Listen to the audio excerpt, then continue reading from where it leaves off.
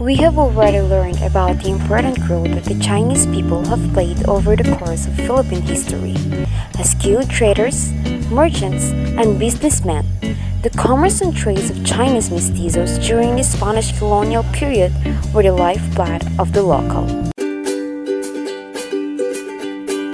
In the contemporary time, Chinese contributions to the Philippine economy can be no less similar. From 2002 to 2013, the development assistance from China to the Philippines amounted to $1,272 billion. Chinese investments in the Philippines amounted to $1.45 billion in 2015. In the same year, China was the Philippines' second largest trading partner with a total trade worth of $17.646 billion or 15.6% of the total Philippines-China trade. Exports from China totaled $6.175 billion, while payments for imports was valued at $11.471 billion. This resulted in a $5.296 billion trade deficit with China. Among the biggest imports were electronic products valued at $2.1418 billion, followed by iron and steel at $1.825 billion. In 2016, massive trade benefits for the Philippines were created during President Duterte's state visit to China, securing investments and credit line pledges accounting to $24 billion. 70 exit trade deals with a combined value of $11.24 billion were signed following the meeting between the two leaders. The Philippines' trade relation to China bring major benefits for both countries, such as additional funding, building our infrastructure, and goods that we need. This is helping the Philippines develop their economy.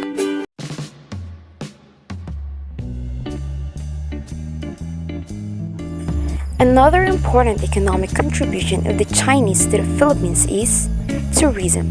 In 2016, there has been an estimated 680,000 Chinese visitors in the Philippines in the same year. There were 1.2 million Filipinos visited to China.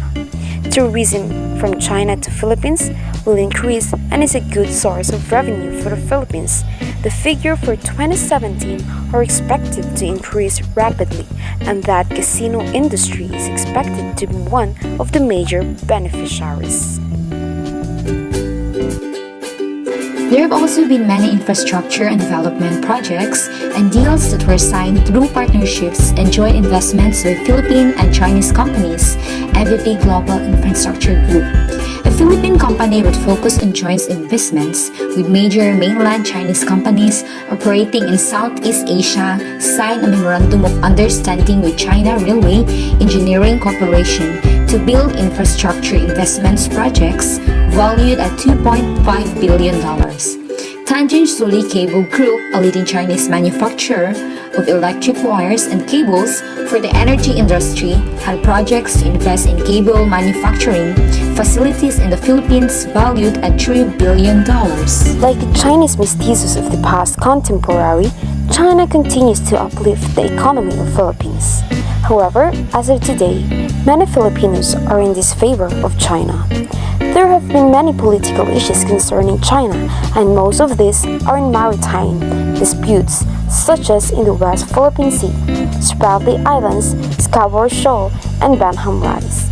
China is trying to take control of the islands in the South China or West Philippine Sea, which is estimated to contain 11 billion barrels of untapped oil and 190 trillion cubic feet of natural gas. It can be reasoned that a lot of these political struggles happen because of resources and China's constant want of expansion.